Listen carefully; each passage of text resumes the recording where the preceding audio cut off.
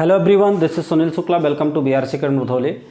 As we know, we are learning about the prepositions. So, student, today we will study about the preposition. But today I have changed the topics.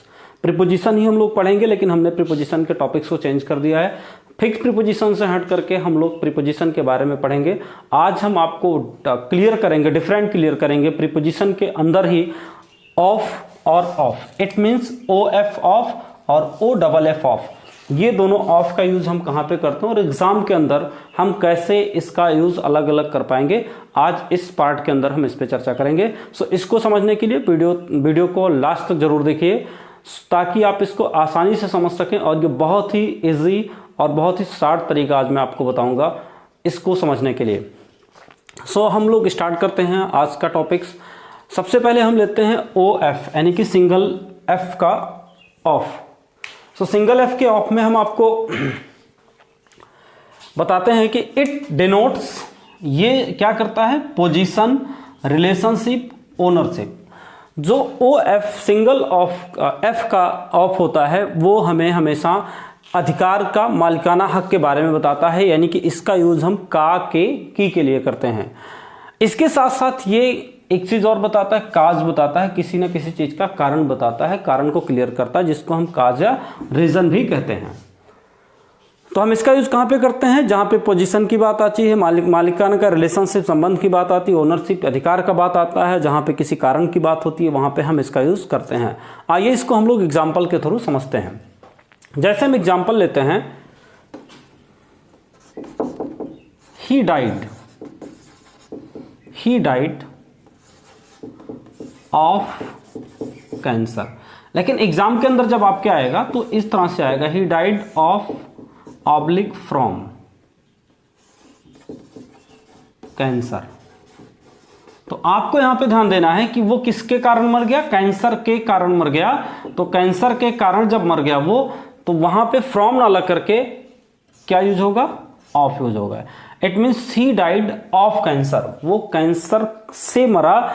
तो से जब आप translate करेंगे तो it will be wrong. Hindi में translate जैसे करके करेंगे तो वहां पे फ्रॉम नहीं यूज होगा, बल्कि कैंसर के कारण मरा. तो जब कारण यहां पे मिल रहा है, हमें रीजन मिल रहा है, तो ही डाइड ऑफ कैंसर. तो ये एक कारण है, कैंसर कारण था उसके मरने के लिए, इसलिए सेंटेंस में हमने यहां पे क्या यूज कर दिया, ऑफ यूज कर दिया. तो of preposition is correct here, O F. दूसरा एग्जाम्पल और मैं आपको साथ में बताता चलूं. जैसे एग्जाम के अंदर इस तरह से आ सकता है, ही वाज सफरिंग.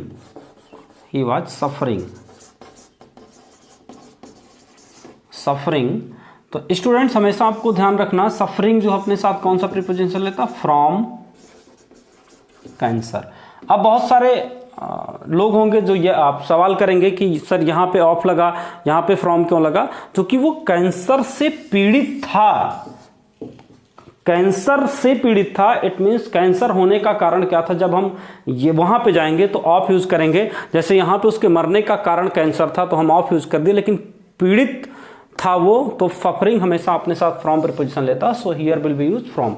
ऑफ जहां पे कारण होगा वहां पे हम यूज करते हैं.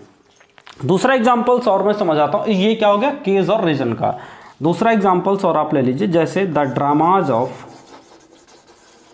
Dramas of Shakespeare.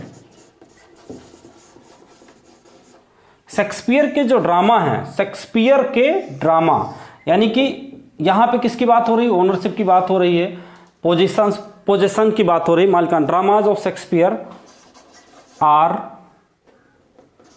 Very interesting.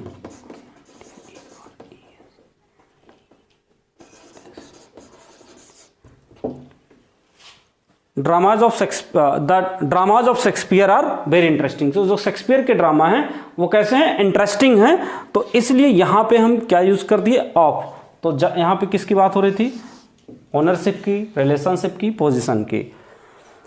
इसी तरह से आइए हम आपको एग्जांपल्स के थ्रू ही बताते हैं कि ओ डुअल एफ का यूज हम कहां पे करते हैं. वहां पे हम इसको करते हैं जहां पे जैसे सेपरेशन की बात होती है या डिटैचमेंट की बात होती है. हम लोग ओ एफ और ओ डबल एफ का आज यहाँ पे पढ़ रहे हैं. तो ओ डबल एफ ऑफ का कहाँ पे हम यूज करते हैं, जहाँ पे सेपरेशन या डिटैचमेंट दोनों का क्या मतलब होता है, अलगाव. तो जहाँ पे भी अलगाव की बात करी जाती है वहाँ पे हम OFF ऑफ का यूज़ करते हैं। आइए हम लोग इसको समझते हैं, जैसे एग्जांपल्स के थ्रू। आप बोलते हैं स्विच ऑफ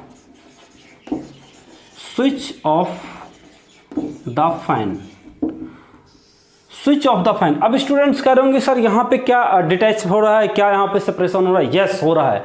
जब आप फैन को स्विच ऑफ करते हो तो इलेक्ट्रिसिटी को फैन से क्या करते हैं, आप डिटैच करते हैं, सेपरेट करते हैं, अलग करते हैं, तो इसलिए क्या होता है, स्विच ऑफ द फैन। दूसरा एग्जांपल और ले लेते हैं, टुक ऑफ द प्लेन। जो प्लेन है वो ग्राउंड को क्या करता है, डिटैच करता है, छोड़ता है उसको, तो इसलिए हम वहां पे क्या यूज करते हैं, टुक ऑफ यूज करते हैं। तो ये जब अलगाव की बात होगी, डिटैचमेंट की बात होगी, सेपरेशन की बात होगी, तो वहां पे हम इनका प्रयोग करते हैं OFF ऑफ का। होपफुली आप इसको समझ रहे होंगे, लेकिन कुछ जो कि इंग्लिश है और इंग्लिश के अंदर बहुत सारे पॉइंट्स हो जाते हैं, तो पॉइंट टू बी नोटेड, इसके अंदर कुछ और मैं पॉइंट्स आपको क्लियर करता हूं। जैसे आपने देखा होगा कैंडल क्या करते हैं, कैंडल को जब हम बुझाते हैं तो कैंडल बुझाते समय हम क्या करते हैं, कैंडल को हम दो तरीके से बुझाते हैं। ये पॉइंट टू बी नोटेड मैंने आपको बताया। तो कैंडल को हम दो तरीके से बुझाते हैं, एक तो हम जैसे अपना बर्थडे वगैरह होता तो उसके अंदर फूंक मार के उसको बुझा लेते हैं, और दूसरा तरीका हम कैंडल को ऐसे ऐसे करके बुझाते हैं। तो जब हम कैंडल को बुझाते हैं तो कुछ लोग कैंडल को बुझाने के लिए इस सेंटेंस का यूज करते हैं, जैसे पुट ऑफ द कैंडल।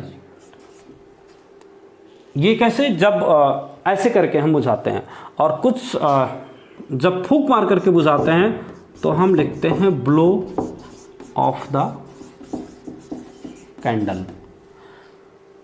लेकिन मैं आपको बता दूं, आपको यहां पे ध्यान रखना है कि कभी भी कैंडल को जब हम बुझाने की बात करते हैं तो हम पुट के साथ ऑफ या ब्लो के साथ ऑफ का यूज नहीं करते। यहां पे ऑफ जो है ये कंप्लीटली रॉन्ग है। इसके साथ जो प्रीपोजिशन यूज किया जाता है वो क्या यूज किया जाता है, आउट, और यहां पे भी क्या किया जाता है, आउट। इसलिए हमने कहा कि ये नोट करने वाली बात है, इस पॉइंट को आप जरूर नोट करिएगा कि पुट आउट द कैंडल। जब भी कैंडल को हम ऐसे बुझाएंगे तो पुट आउट द कैंडल, और जब कैंडल को हम फूंक मार के बुझाएंगे तो हम वहां पे blow out the candle use करते हैं।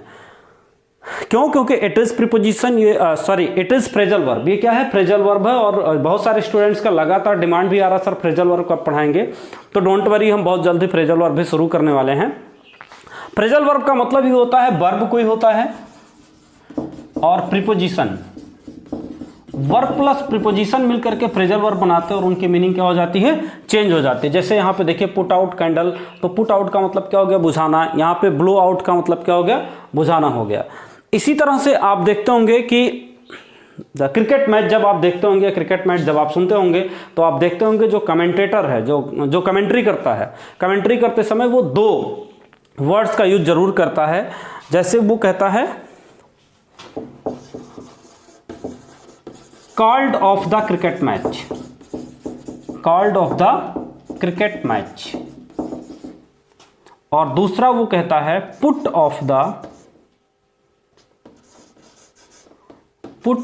The cricket match. तो जब कॉल्ड ऑफ का यूज करता है तो कॉल्ड ऑफ का मतलब होता है, आपको बता दें, मैंने बताया कि फ्रेजल वर्ब का क्या मतलब, वर्ब प्लस प्रीपोजिशन। तो यहां जो कॉल्ड ऑफ है, कॉल्ड ऑफ, इसका मतलब हो जाता है कैंसिल्ड। किन्हीं कारण से जब मैच कैंसल होता है तो वो कॉल्ड ऑफ करते हैं। और पुट ऑफ का मतलब होता है पोस्टपोन। क्या होता है, सॉरी, पोस्टपोन। पोस्टपोन का मतलब क्या हो गया, स्थगित करना। उसको, मैच को क्या कर दिया जाता है, स्थगित कर दिया जाता है। इट मीन्स उसको टाल दिया जाता है, 2 से 3 दिन 4 दिन बाद या 1 सप्ताह बाद होगा। लेकिन जब वो कॉल्ड ऑफ हो जाता है तो इसका मतलब हो जाता है कि वो कैंसल्ड हो गया, अब वो मैच नहीं होगा। इसी तरह से अगर आप ब्लो ऑफ लिखते हैं तो ब्लो ऑफ का, अगर ब्लो के साथ आप ऑफ यूज कर देते हैं, ब्लो ऑफ, तो इसकी जो मीनिंग हो जाती है डिस्ट्रॉय। और डिस्ट्रॉय का क्या मतलब होता है आप सबको पता है कि नष्ट हो जाना, पूरी तरह से बर्बाद हो जाना। तो स्टूडेंट्स ये सारी चीज़ें हम फ्रेजल वर्ब के अंदर क्लियर करेंगे और आई होप कि आपको बहुत सारी चीज़ें क्लियर हो रही होंगी। लेकिन आप सबको पता है as you know all this is the English and the English has lot of exceptions. English है ये, इंग्लिश के अंदर बहुत सारे एक्सेप्शंस पाए जाते हैं। तो कुछ एक्सेप्शंस के बारे में हम बातचीत करेंगे इसी प्रीपोजिशन के अंदर।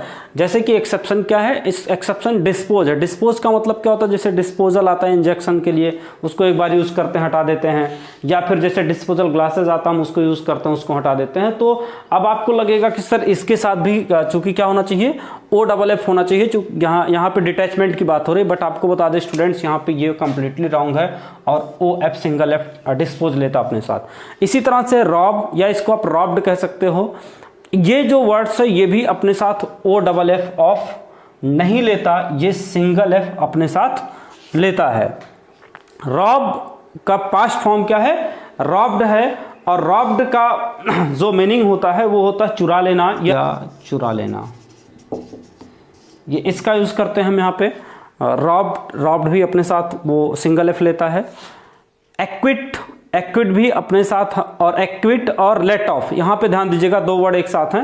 एक्विट जो है ये अपने साथ क्या लेता है, सिंगल OF ऑफ लेता है और ये नहीं लेता। और लेट ऑफ अपने साथ कभी भी सिंगल वाला नहीं लेता, ये अपने साथ डबल वाला लेता है। जबकि दोनों का मतलब क्या है, डबल F वाला लेता है। और ये क्या है, इसका मतलब दोनों का मतलब होता है रिलीज होना। तो इंग्लिश के अंदर एक्सेप्शन है, थोड़ा सा इसको आप ध्यान से जब देखेंगे रिमेंबर हो जाएगा, आपको लर्न हो जाएगा कंप्लीटली। और इट्स अ वेरी इजी और बहुत आसान है।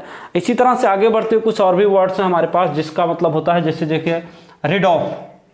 अब rid of, ward off, dispense, ये सबका जो मीनिंग है आप देखेंगे सबका मतलब होता है छुटकारा पाना। सबका मतलब होता है छुटकारा पाना।